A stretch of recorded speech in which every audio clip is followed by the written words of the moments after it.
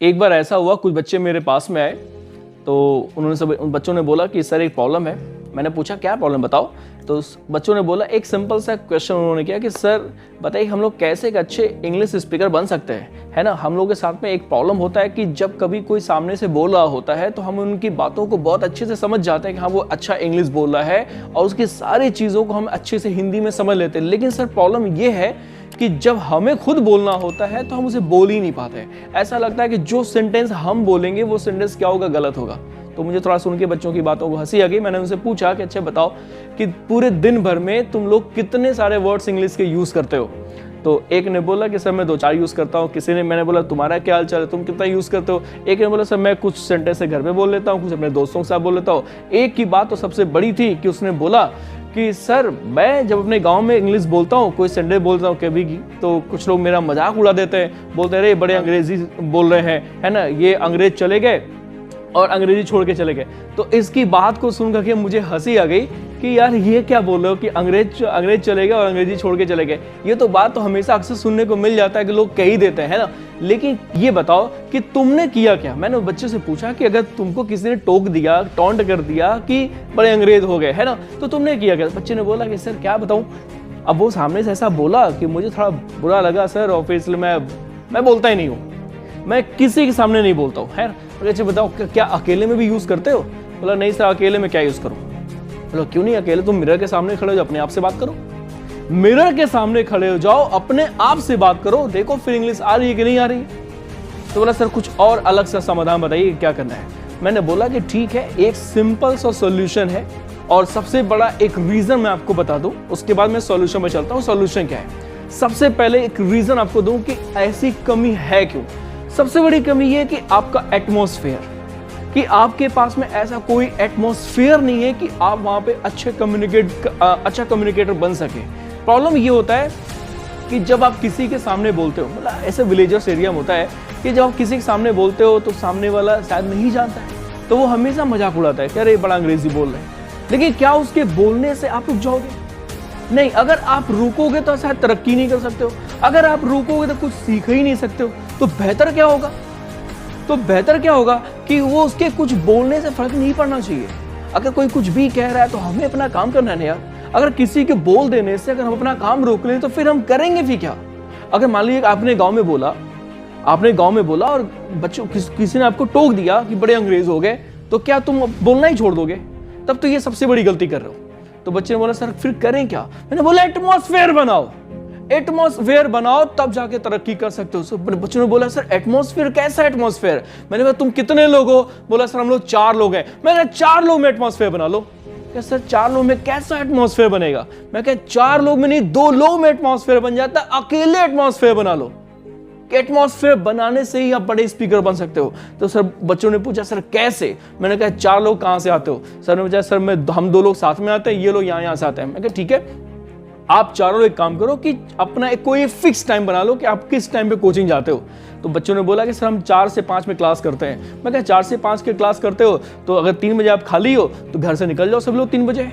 आधे घंटे के लिए कोई एक ऐसा स्पॉट ढूंढ लो जहाँ पे चारों बैठ सको। बच्चों ने बोला कि हाँ सर उस टाइम पे फ्री है, स्कूल नहीं होता हमारा, 2 बजे छुट्टी हो जाता है, वो फ्री है।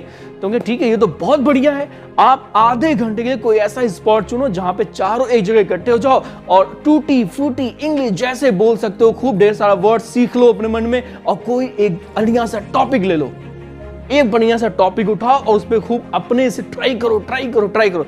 जितना ज्यादा आप यूज करोगे, जितना ज्यादा आप उस टॉपिक को पढ़े रहोगे, आपके दिमाग में से बहुत सारा वर्ड्स आता रहेगा।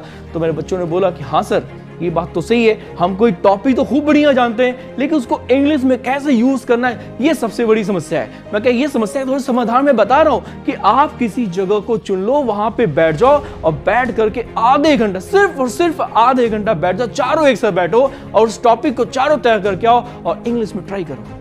और जब ट्राई करोगे ना, आपके दिमाग में जितने दबे सबे वर्ड्स है ना, सब वो निकलता जाएगा, क्योंकि वो एटमॉस्फेयर ऐसा बन रहा है ना जो आपके दबे हुए वर्ड्स को कुरेदे जा रहा है, कुरेदते सारे वर्ड्स को निकालेगा। और जिस दिन आप इसको करना स्टार्ट कर दो बच्चे ना, तो आपको अलग से एक इंटरेस्ट आएगा और बिना इंटरेस्ट के कोई काम नहीं कोई कर सकता है। जब तक आपको काम में इंटरेस्ट नहीं आएगा तब तक आप उस काम को नहीं करोगे। लेकिन एक बार आप जरूर मेरे कहने से ट्राई करो। तो बच्चों ने बोला सर बिल्कुल, आप कहें मैं बिल्कुल ट्राई करूंगा। उन बच्चों ने क्या किया, अगले दिन एक टॉपिक मैंने उन बच्चों को दिया कि ये टॉपिक है, इस टॉपिक को तुम लोग खूब बढ़िया से तैयार करो और हिंदी में तैयार करो।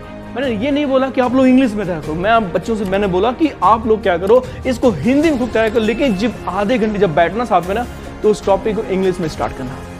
तो बच्चों ने अगले दिन वो बच्चे अपना तैयार किए, आधे घंटा बैठे, नेक्स्ट डे वो बच्चे आए और मुझसे बोले कि सर आज बहुत बढ़िया रिस्पॉन्स मिला है। हम लोगों ने आधे घंटा हम लोग बैठे और हम लोग टूटी फूटी बहुत सारे वर्ड्स हम लोगों ने, लेकिन एक भी शब्द हम लोगों ने हिंदी में नहीं यूज किया। हम लोगों ने पूरा वर्ड्स, हमने पूरा कन्वर्सेशन आपस में जो हमने किया वो पूरा इंग्लिश में किया। मैं क्या, अच्छे बताओ, क्या आपको लगा कि क्या आपने शुद्ध बोला इंग्लिश?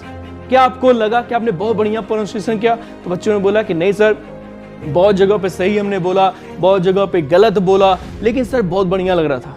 तो वो हमने बोला कि यही है एटमॉस्फेयर, यही एटमॉस्फेयर जो तुमने बनाया है, ये एटमॉस्फेयर तुम्हें निखार देगा। बस इसी एटमॉस्फेयर को जारी रखो, क्योंकि तुम्हें जो कमी है वो एटमॉस्फेयर की है, और जब तुम्हारे पास में एटमॉस्फेयर होगा तो आपको बिल्डअप कर देगा, आपके इंग्लिश को स्ट्रॉन्ग कर देगा। और जब तक एटमॉस्फेयर नहीं होगा, आप ढूंढोगे ना कि हमें एटमॉस्फेयर मिल जाए इस एरिया में, ना तो कभी जिंदगी में नहीं मिल सकता है। एटमॉस्फेयर खुद से बनाना पड़ता है। अगर सीखना चाहते हो तो एटमॉस्फेयर खुद से क्रिएट करो, और जब तक एटमॉस्फेयर नहीं होगा तब तक आप कुछ नहीं कर सकते। तो बच्चे बोले कि सर बहुत मजा आ रहा है। अब वो डेली स्टार्ट करने लगे, डेली जब भी उन्हें टाइम मिलता वो अपना आधा घंटा 10 मिनट 20 मिनट जहां मिलते, अब वो अच्छा खासा इंग्लिश यूज कर रहे हैं। और अब उन बच्चे आए एक बार मेरे पास, मैंने बोला भाई अब बताओ अब क्या प्रॉब्लम है?